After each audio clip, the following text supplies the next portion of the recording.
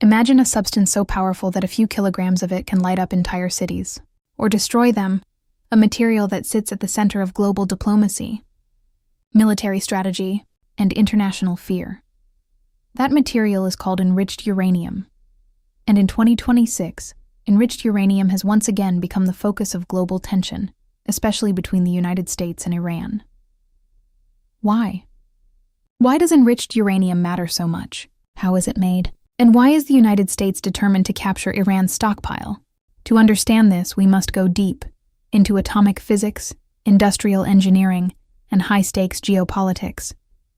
Before understanding enriched uranium, we must understand uranium itself.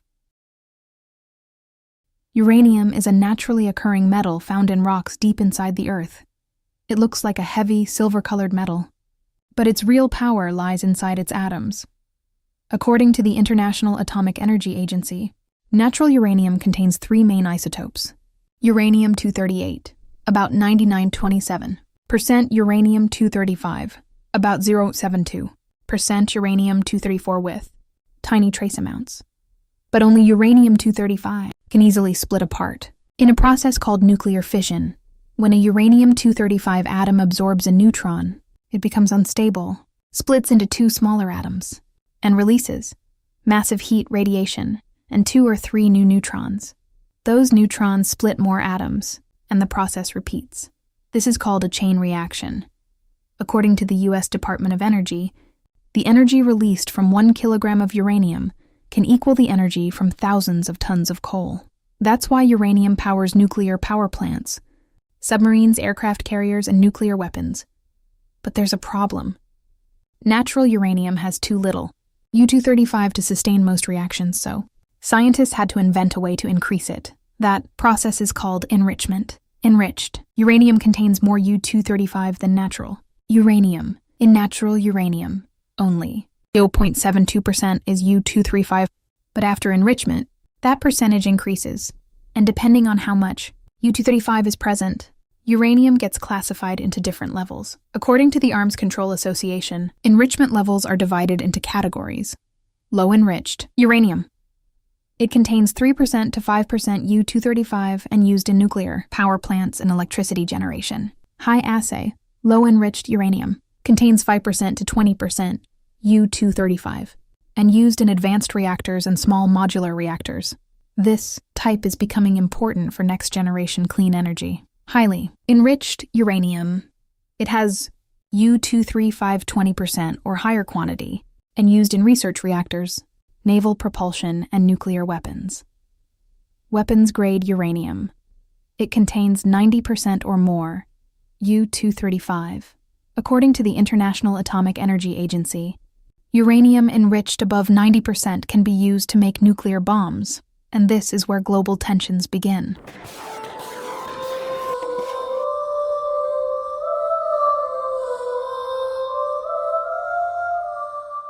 Making enriched uranium is one of the most complex industrial processes on Earth. It requires mining, chemistry, advanced machinery, and enormous energy. Let's walk through the steps.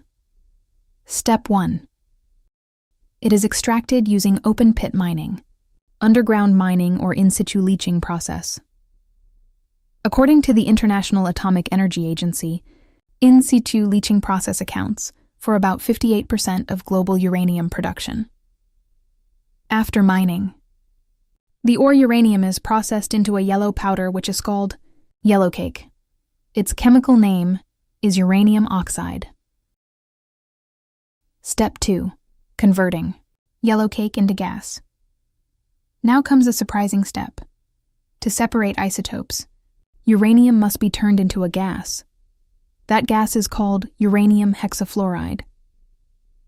According to the World Nuclear Association, uranium hexafluoride is used because it becomes gas at relatively low temperatures. This allows scientists to separate isotopes based on their mass. Step 3. The gas centrifuge. This is where the magic of engineering happens. Inside enrichment plants are thousands of spinning machines called gas centrifuges. Each centrifuge spins at extremely high speeds, often over 60,000 revolutions per minute. Here's what happens. Heavier uranium-238 moves outward. Lighter uranium-235 stays near the center. The slightly enriched gas moves onward. But one centrifuge isn't enough, so they are connected in long chains, called cascades. Each step slightly increases. Enrichment. According to the Arms Control Association, producing 1 kilogram of enriched uranium typically requires about 7 separative work units, also called SWU. That measurement represents the effort required to separate isotopes. Enriched uranium connects 3 critical domains: energy, medicine, and military capability. Let's explore its importance. Electricity generation. Nuclear reactors generate massive amounts of electricity. According to the International Energy Agency, nuclear power produces around 10% of global electricity. And unlike fossil fuels, it produces almost zero carbon emissions. That makes enriched uranium vital for climate goals. Medical uses. Highly enriched uranium is used in research reactors to produce medical isotopes, cancer treatments, and diagnostic imaging materials. Millions of patients depend on these isotopes every year.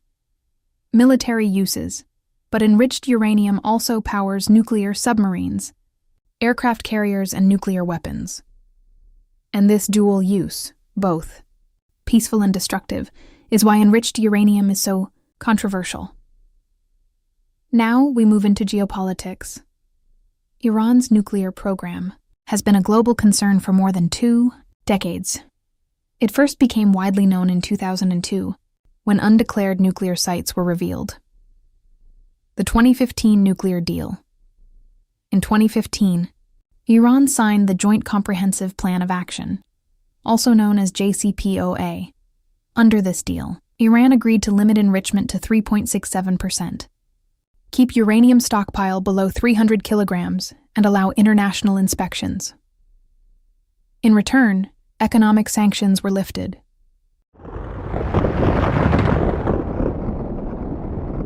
But in 2018, the United States withdrew from the deal. After that, Iran began increasing enrichment levels again. According to the International Atomic Energy Agency, by 2025, Iran had accumulated 440.9 kilograms of 60% enriched uranium, 184 kilograms of 20% enriched uranium over 6,000 kilograms of lower enriched uranium. And here's the alarming part: 60% enrichment is very close to weapons-grade. Experts often call it pre-weapons material. But why does the United States want to capture Iran's enriched uranium? According to the Arms Control Association, once uranium reaches 60% enrichment, it takes significantly less effort to reach 90%, which is weapons grade. This dramatically reduces what experts call breakout time, the time required to produce enough material for a nuclear bomb. Under the 2015 deal, breakout time was about 1 year. By 2024, analysts estimated it had fallen to less than 2 weeks. That alarmed governments worldwide. In 2025, major U.S.-Israel military strikes targeted Iranian nuclear facilities. These strikes damaged Natanz, Fordow, and other enrichment sites. But destruction created a new problem. According to U.S. officials, large quantities of enriched uranium were buried under rubble, what Trump called nuclear dust. Even buried uranium can be recovered, and if recovered, it could be enriched further. According to statements from U.S. policymakers, the goal is simple: prevent nuclear weapons from spreading. This policy is part of the Global Nuclear Non-Proliferation Treaty, monitored by the International Atomic Energy Agency. If enriched uranium is removed from Iran, it cannot be used for weapons. Another reason is historical precedent. In 2003, Libya surrendered its nuclear materials. Those materials were transported to secure facilities in the United States.